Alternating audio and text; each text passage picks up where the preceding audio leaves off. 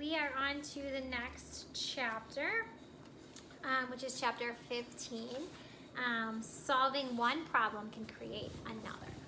Okay, so I look over the top of my sketchbook at Jason's mother, standing alone.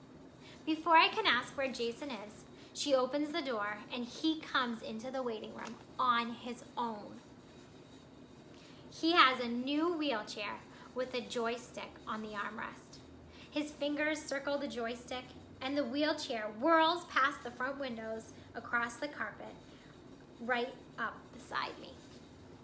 Wow! I toss my sketchbook on the waiting room couch. How wonderful, Mom says. He never wanted a motorized chair before. Mrs. Morehouse smiles at my mom. But lately, he's wanted lots of things for himself. He's even doing his little hand exercises again. Jason reddens, flipping open his communication book.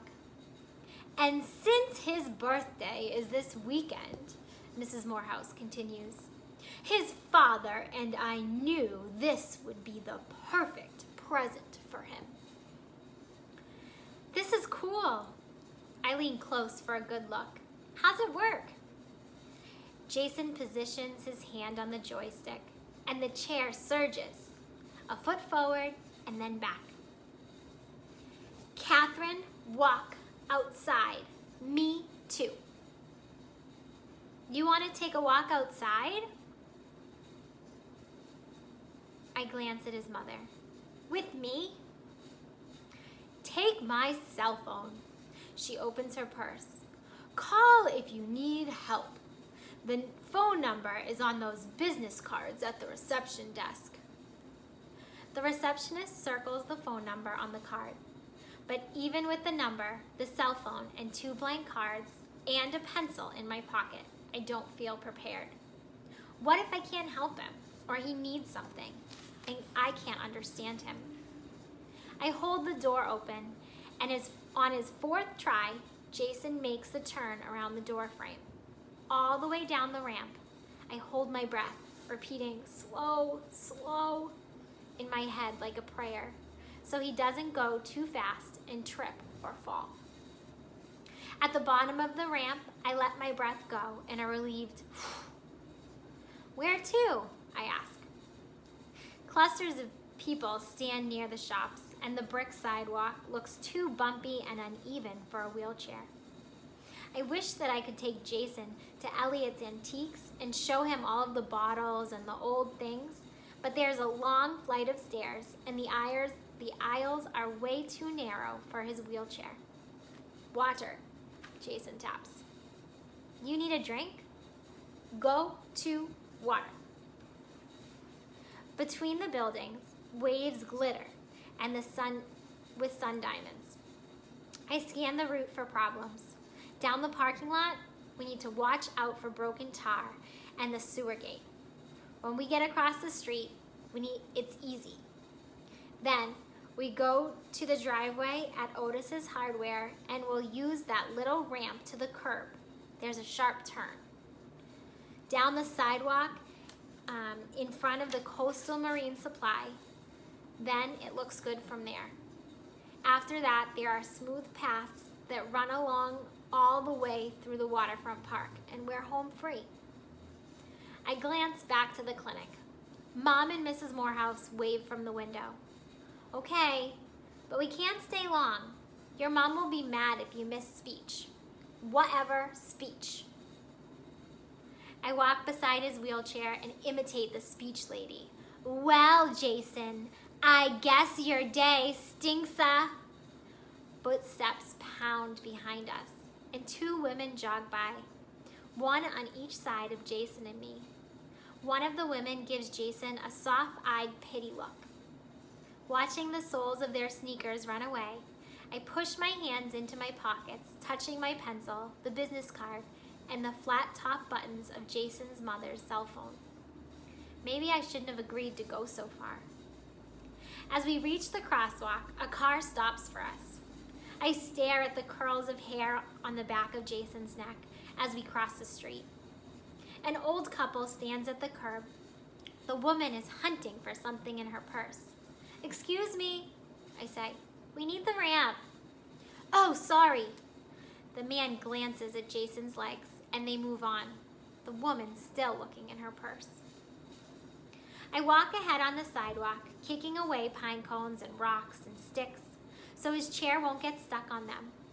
When I turn back, Jason's coming up behind me, his fingers resting in sharp angles on his communication book.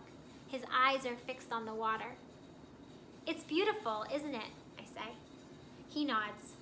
"More than awesome." "What?" "What word means more than awesome?" "Yes."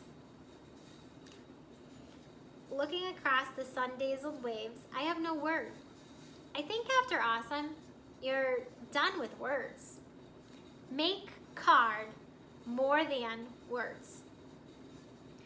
Even though we're blocking the sidewalk and people have to step on the grass to go around us, I take a blank card from my pocket and write, "More than words."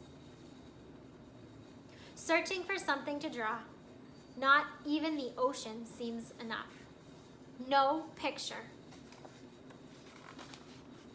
In his book, the card stands out against the others. I've made plain as a field of new snow. "You're right," I say. "This way, it can be anything you imagine." The air smells fishy, a green-brown, deep water smell. I choose the path winding along the shore, leading to a row of red-painted benches facing the ocean. Down the shoreline, a fishing boat pulls up to the dock at the seafood restaurant, and a man in a long white apron rushes down the gangplank to meet the boat. Side by side, Jason and I take up the whole path. A girl bumps my arm rushing around us, walking two black poodles. "Sorry," she says over her shoulder. I whisper to Jason, "She's late for the dog show." Jason flashes me a grin. "Maybe that bench by the wharf?" Usually I love listening to the pilings creaking, purring boat motors, and the sharp kee-ow of gulls. But today, my ears are full of sounds of Jason's wheelchair and the silence of people who suddenly stop talking as we pass. A man meets my gaze. He smiles, but I can only nod back, unable to let go of the clench in my teeth. At the long town wharf, a seagull stands on a twig, legs facing to the wind, shaking his feathers dry. He reaches around to preen his wings as a group of preschoolers lean over the wharf railing, dropping rocks off the side. I hear snatches of voices as we come closer to the wharf. "You don't even need this, but it'll make you feel better." Reaching down, a girl puts a badge on a little boy's elbow. Her head is bowed, but I know her hair, parted on the side, a strand separate from having been twirled. I fall to one knee on the path and dip my head to peer between the slats of an empty bench. "Was that boy in an accident?" the child asks, pointing to Jason. "Did he get hurt?" I watch Christy startle, looking at Jason. She turns away quickly and touches her index finger to the child's lips. "Shh, it's not polite to talk about people." Jason backs his wheelchair up the path toward me. I lean in so that his chair is between Christy and me. He stops, struggling to look over his shoulder at me.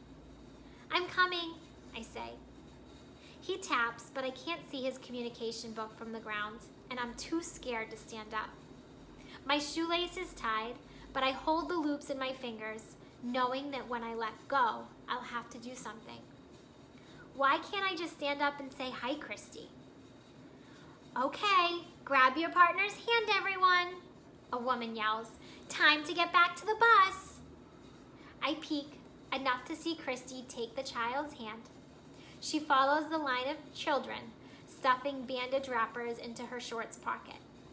I stand slowly. I'm all set.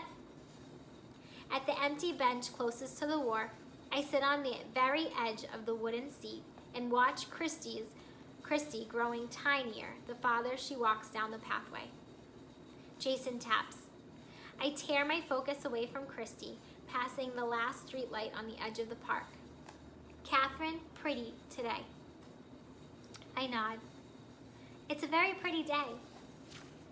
Jason touches my arm. Catherine, pretty. My neck feels prickly. I rub it, looking down to a frill of seaweed, bits of rope, and broken lobster trap caught between the huge rocks at the water's edge. What does he mean? Is he being nice or telling me he likes me? Here's a rule. When things get confusing, make a joke. No, I cross my eyes at him. I'm a dork. Jason doesn't smile. We should get back. Speech Woman will be coming to get you. But Jason doesn't circle his fingers on the joystick. He turns to a new page in his communication book. My birthday party. Do you want to come? The card sits alone on the page. New and homemade. My birthday party has red and blue balloons and a chocolate brown cake. I don't know why, but I feel jealous that his mom made him nicer cards than usual. But this feeling mixes with sadness that he had to ask her to make these words so that he could invite me to his party. I tell myself it's a simple invitation to a birthday party, not a date. Sure, when's your party? Saturday. My breath catches. This Saturday?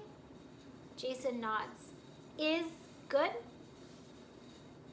Yeah, it's great. No problem at all. I walk back to the clinic. A woman reading on the grass stares over the top of her book at Jason. I stare back.